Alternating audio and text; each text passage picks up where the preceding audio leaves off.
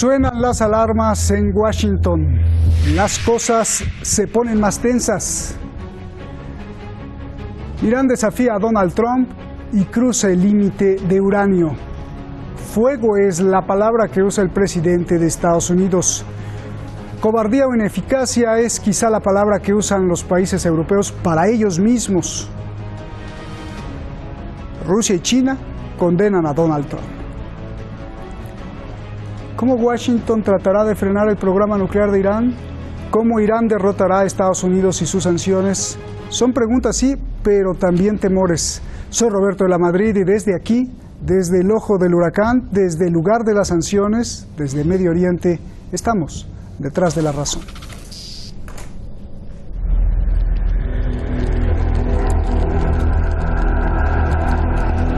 Irán supera el límite permitido.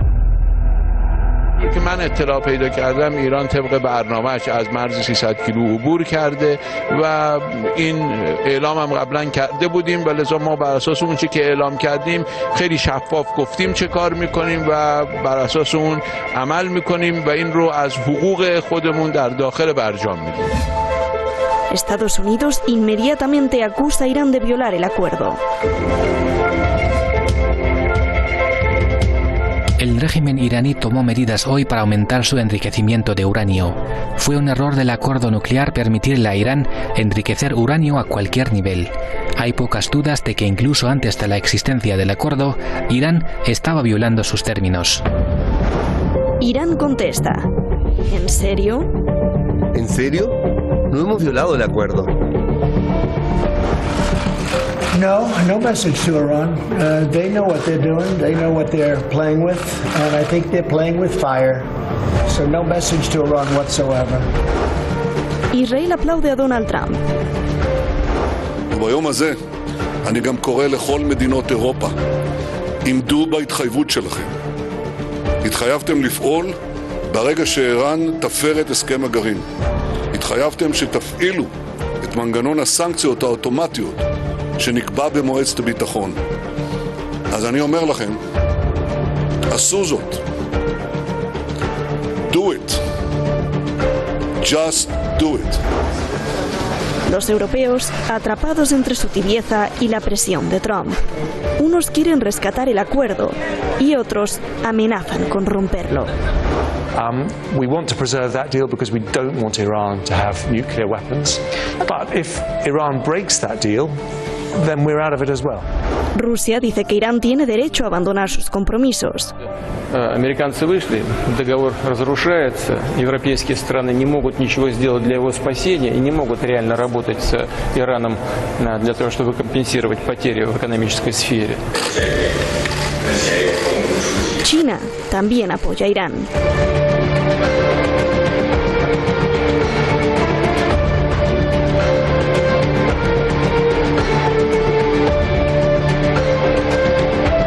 Conforme los artículos del acuerdo nuclear firmado en 2015, Irán tiene derecho a dejar de cumplir sus obligaciones si la otra parte incumple lo convenido.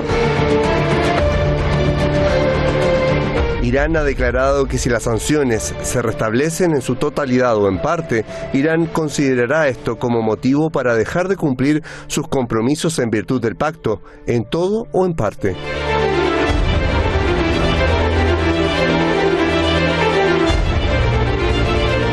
El 7 de junio próximo vence el ultimátum. Irán abandonará otros compromisos. Incluso podría comenzar a enriquecer uranio, más allá de lo permitido.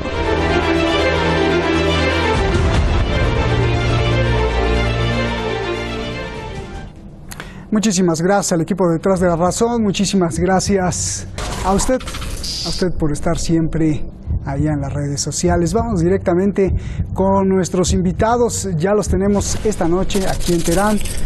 Ahí están en el video wall. Blas Moreno, director de contenido de El Orden Mundial. Blas, te agradezco muchísimo que estés aquí. Buenas noches en Teherán. Y Eduardo Luque, analista político, usted lo conoce muy bien, gran analista político allá en Barcelona. Gracias a los dos y buenas noches. Blas, comienzo contigo. En lenguaje común, ¿qué significa que Irán haya sobrepasado el límite de uranio? ¿Por qué es tan importante que se sobrepase el límite? Por favor. Bueno, agradecido como siempre de estar aquí con vosotros, Roberto, muchas gracias y buenas noches. Tu pregunta es sencilla y complicada a la vez, ¿no? ¿Qué significa que Irán sobrepase el límite de uranio? Significa, en primer lugar, que Irán se ha cansado, como decíais en la introducción, de tener que cumplir un acuerdo que Estados Unidos hace ya más de un año que dijo que no iba a cumplir, que lo dijo claramente, y que Irán hasta ahora había seguido cumpliendo, ¿no? Lo que hacen sencillamente es empezar a enriquecer más uranio, forzados un poco por la coyuntura, pero esto no significa, como mucha gente ha querido pensar, que Irán está muy cerca o que se plantee ni siquiera desarrollar el arma nuclear, ¿no? Lo cual sería mucho más complicado. Bajo mi punto de vista, lo que pasa es algo más sencillo, entre comillas, y es que Irán quiere mandar un mensaje al mundo, quiere mandar un mensaje a Estados Unidos de que no se rinde, y también un mensaje al resto de países parte de este acuerdo, que son Alemania, Francia, el Reino Unido, China y Rusia, de que ahora tiene que negociar más fuerte porque ya no se puede permitir seguir cediendo como ha cedido hasta ahora, y de que no va a seguir, aceptando las provocaciones y las presiones de Estados Unidos. Bien, Eduardo, gusto en saludarte. A ver, Irán ha superado el límite de almacenamiento de uranio. ¿Esto es amenaza o es su derecho al superar el límite de uranio? ¿Hacia dónde nos dirigimos, por favor? Está en su derecho, según incluso nuestro propio tratado que se firmó con Estados Unidos. Recordemos que fue Estados Unidos el 6 de mayo del año pasado quien quitó la exención para que Irán pudiera vender su uranio enriquecido, esto en el exterior. Al prohibirlo, lo que estaba haciendo era obligando a Irán a acumular esta producción en suelo propio, ¿no? Y a sobrepasar esos 300 kilos que son, diríamos, el tope que se fijó. Pero estamos dentro del acuerdo que Estados Unidos ha incumplido. Por la parte iraní, este acuerdo todavía se está cumpliendo, aunque ya estamos alcanzando el límite de lo que Irán podría permitirse, ¿no? Que este es el efecto más preocupante. Oye, Eduardo, pero a ver, hagamos de abogado del diablo. Donald Trump dice que no es su capricho, que abandonó el acuerdo porque quiere uno nuevo que incluya frenar el programa de misiles de Irán y bueno, algunas otras cosas más. ¿Qué tanto tiene derecho un país, qué tanto tiene derecho Estados Unidos para dar esta explicación? A ver, evidentemente ninguno. Es el derecho de si me permite la expresión, del pistolero en una mala película del oeste de clase B, que decide matar a todo el mundo porque él se siente capacitado y que nadie le pueda decir nada al contrario, ¿no?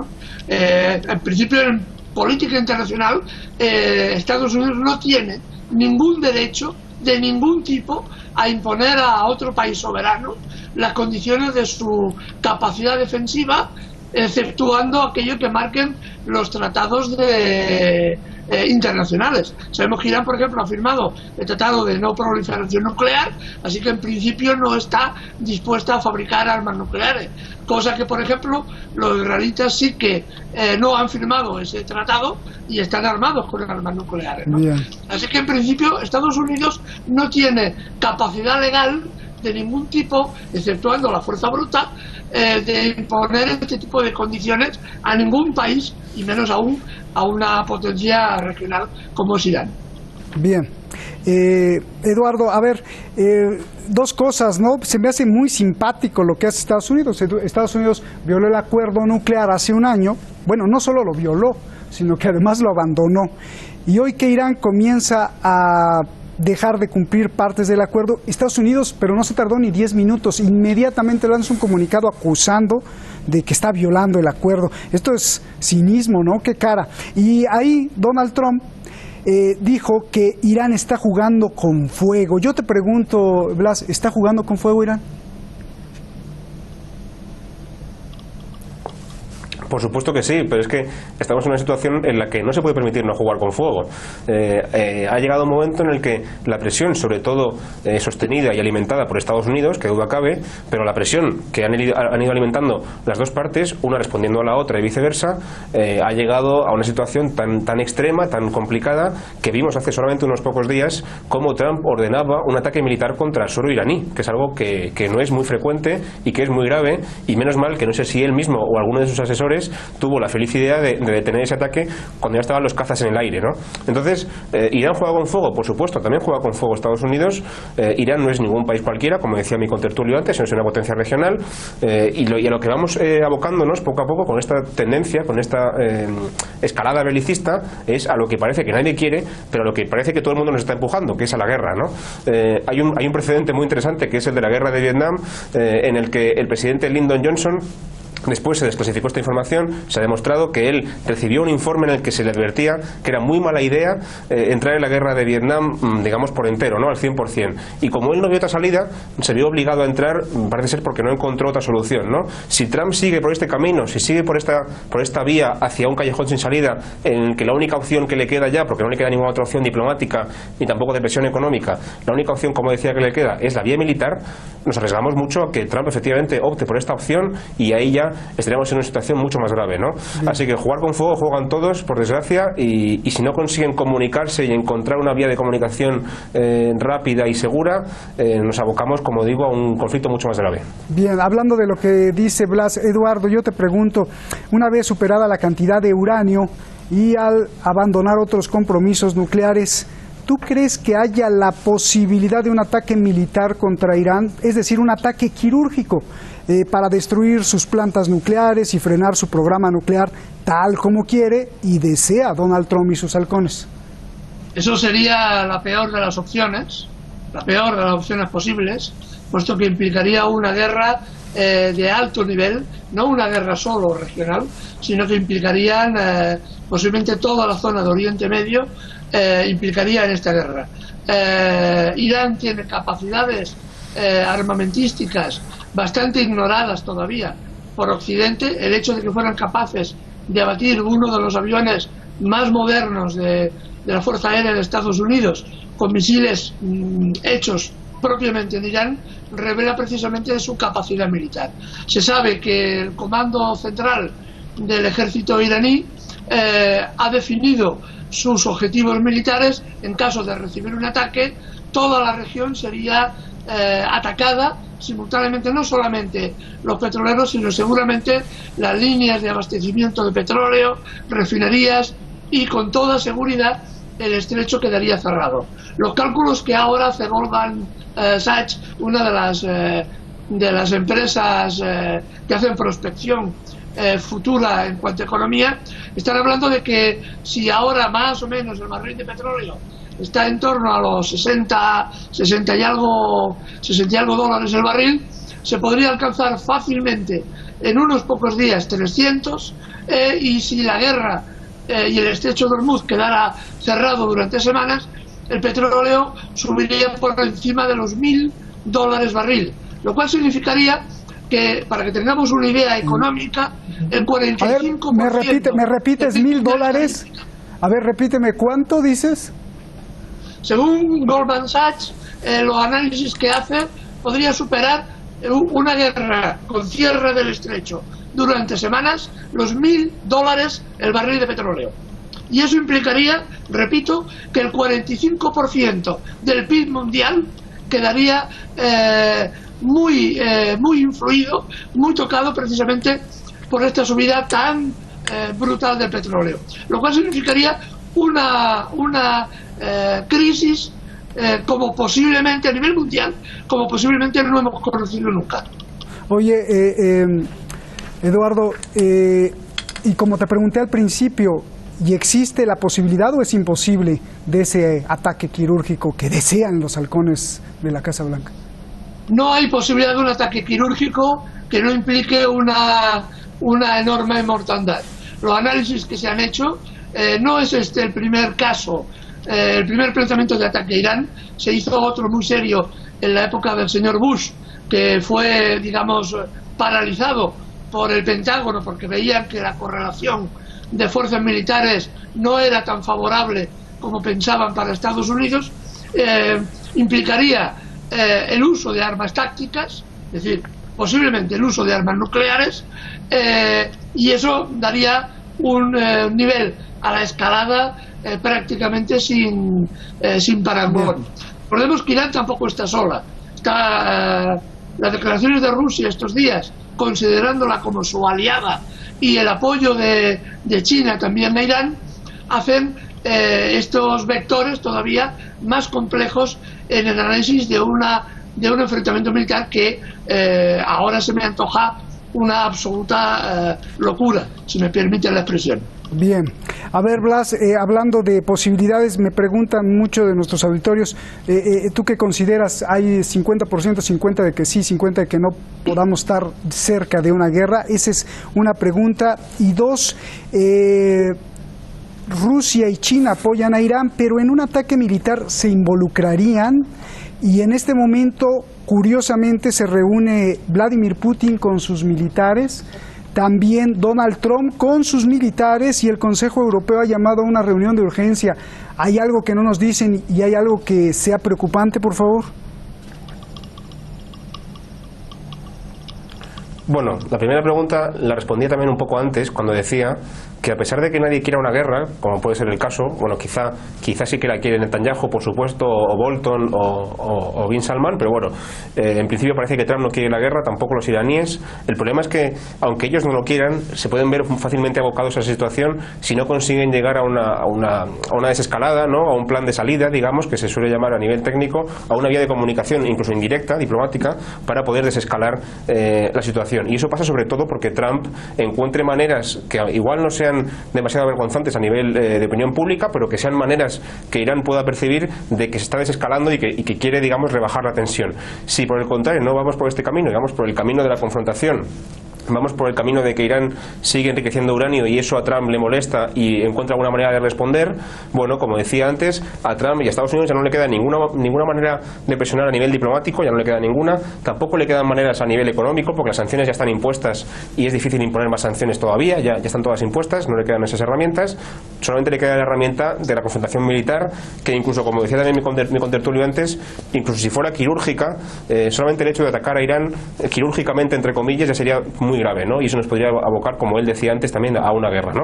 Así que 50% no lo sé, pero vamos, como sigamos así, empieza a ser una cosa muy grave, ¿no? Y con respecto a la otra pregunta, ¿qué haría Rusia, qué haría Europa, qué haría China? Bueno, ahora mismo la oposición de China, Rusia y la Unión Europea a la política de Trump es frontal, pero no tan frontal como para impedir que Estados Unidos siga haciéndola, ¿no? Yo imagino que si llegáramos al extremo de un ataque militar directo a Irán, ya ahí sí que veríamos como todo el mundo se organiza de alguna manera para intentar pararle los pies a Trump, pondrían en marcha otros mecanismos que no están todavía sobre la mesa, comerciales, económicos, políticos, para intentar evitar esa situación, pero en todo caso también siempre me gusta advertir esta historia, y es que el calendario también juega en contra de la confrontación, porque Trump se enfrentará muy pronto a unas elecciones presidenciales, solamente queda un año y poco, y no le interesa en absoluto meterse en una guerra regional nueva en esa región que tan malos recuerdos tiene para Estados Unidos, por la guerra de Irak, por la guerra de Afganistán, por la guerra de Siria, y no creo que le interese a nivel electoral meterse en ese fregado, sin permitir la expresión, ¿no?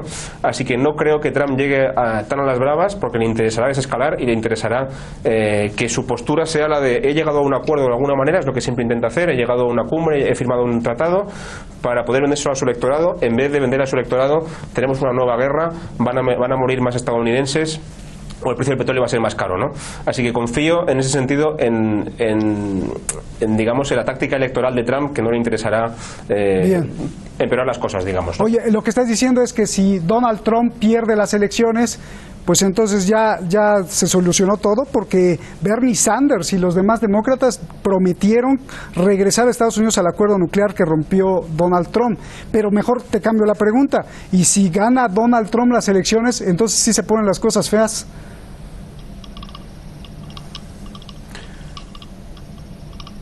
Bueno, pues podría ser muy bien el caso que tú comentas, ¿no?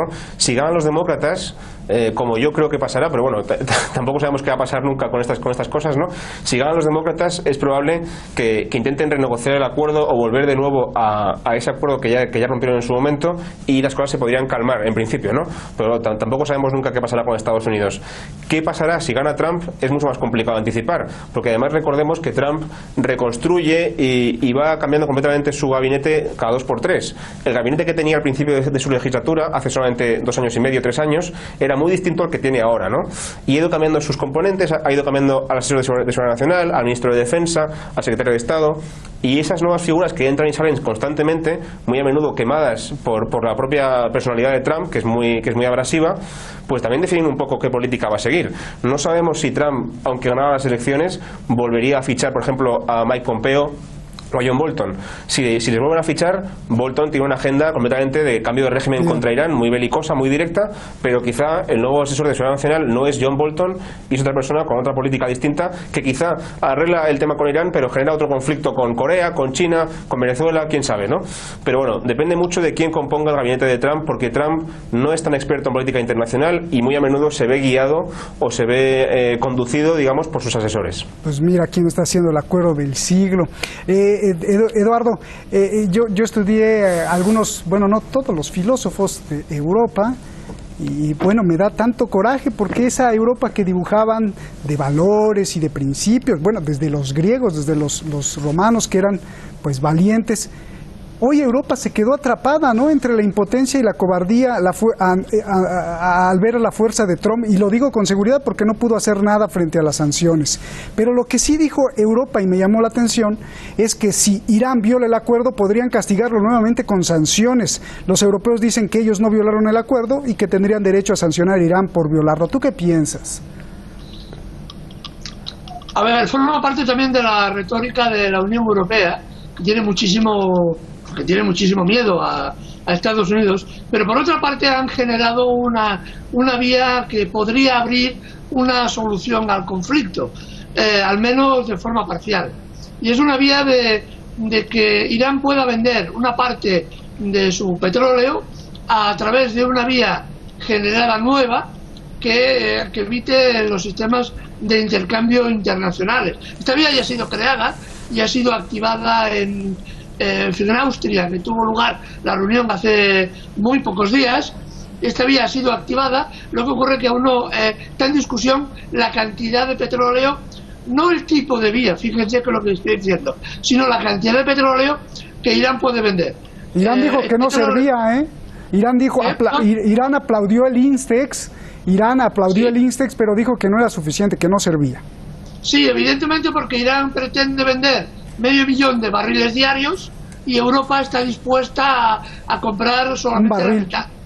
El problema es que China también se quiere unir al grupo y estaría dispuesta a comprar 650.000 barriles más, lo cual implicaría que Irán tendría una vía para solventar parte del problema económico que tiene, porque podría colocar gran parte de su petróleo. Incluso Rusia, que aunque no compra directamente petróleo iraní, sí que se ha comprometido también a comprar ese petróleo y revenderlo, lo cual significaría un alivio importante, al menos entre 1/3 y la mitad de la producción diaria en Irán, que tendría esa vía de salida que ahora mismo no tiene.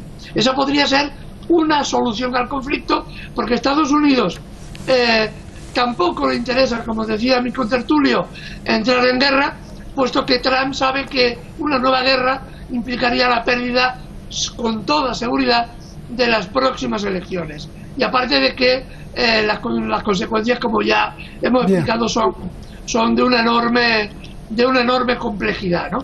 Entonces, Trump lo que quiere es que el gobierno iraní se rinda, firme un tratado bajo su yugo, bajo sus condiciones, en la que Irán deje de ser un actor importante en Oriente Medio y se convierta prácticamente en un país ocupado económica o políticamente por Estados Unidos y por Israel.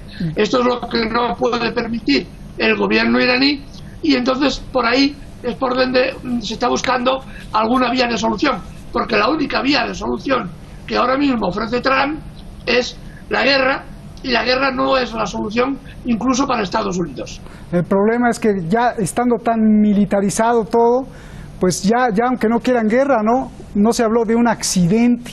Imagínate, un error humano, un cálculo puede incendiar todo. Evidentemente. Gracias. Pero igual ha pasado con Corea del Norte, y ahora estamos viendo como a pesar de las proclamas belicistas se está llegando a un encuentro del señor Trump en territorio de Corea del Norte, o a pesar de las advertencias belicosas contra Venezuela, ahora hay una vía de negociación en Panamá entre el gobierno y la oposición. Bien. Es decir, que mientras se hace este tipo de declaraciones, hay otros intentos de llegar a soluciones por otra vía. Gracias, Eduardo. Gracias, Blas. Un placer como siempre. Abrazos. Muchas gracias. Con mucha admiración. Gracias.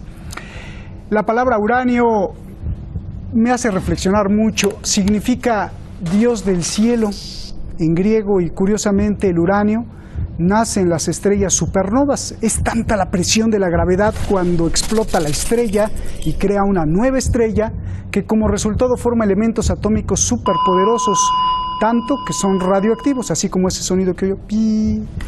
Esta belleza significa muchas cosas. Poder militar, la belleza del uranio. Poder militar, poder médico, poder científico, poder tecnológico, poder curativo. El lado positivo es mucho de este elemento estelar que viene del cielo. Seguramente no tiene lado negativo. Aquí viene el punto. Es el hombre el que se lo pone. Mañana aquí explicaremos qué es el uranio y por qué es tan importante. Buenas noches.